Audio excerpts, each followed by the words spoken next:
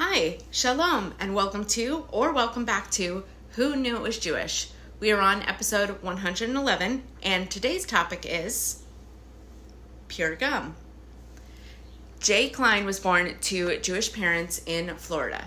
Jay moved to Toronto, Canada for school, attending York University, and was quite involved in the community.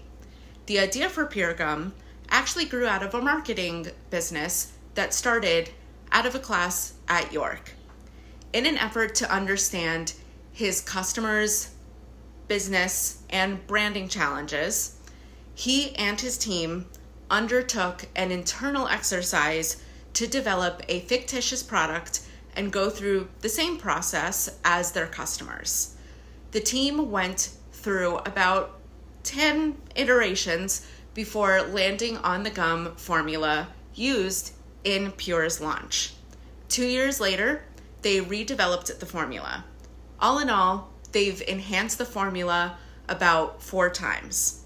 The product they created eventually became Pure Gum, which Klein says innovates on traditional chewing gum by kicking aspartame, meaning that it is free of aspartame, artificial, and chemical ingredients. Pure Gum is vegan, gluten-free, nut soy-free, allergen-free, and non-GMO. Klein decided to sweeten the chewing gum with xylitol so it would be a healthy choice for diabetics, anyone pregnant, and people with dietary sensitivities, as well as any other person seeking to avoid chemicals. In May of 2010, in the brand's infancy, Pure had no distribution. Klein and his team went door to door, prioritizing networking, education, and building relationships with customers and vendors. It was because purely of this approach that in its first month, the product launched in 33 retailers, and in the second month, they were up to 100 retailers. The popularity of the gum started to really take off after a chain of airport duty-free shops started carrying the product, which made the brand gain international popularity, and it ended up spreading virally through airports and other channels. One of Pure's biggest wins came in 2014. Klein and his team appeared on CBC's, which is the Canadian Broadcast Corporation's, show Dragon's Den, which is basically the Canadian version of Shark Tank, just FYI. Like many people before them, they put their proposal forward and waited to see if any investor/dragon would want to make a deal. They didn't get the attention of just one dragon. They actually got the attention of all 4. The 4 dragons offered Klein and his team 3 deals.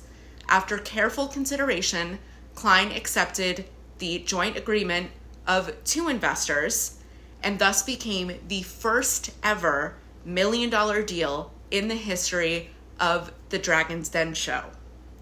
The brand has now grown to over 50,000 points of distribution all over the entire world. What began as a chewing gum company now has expanded, introducing mints in 2015, kicking even more aspartame, and even more recently, popcorn. Pure Gum and mints are manufactured in Switzerland and distributed in Canada and then sold in over 25 countries worldwide. Thank you so much for joining me for today's episode. I certainly hope you enjoyed it.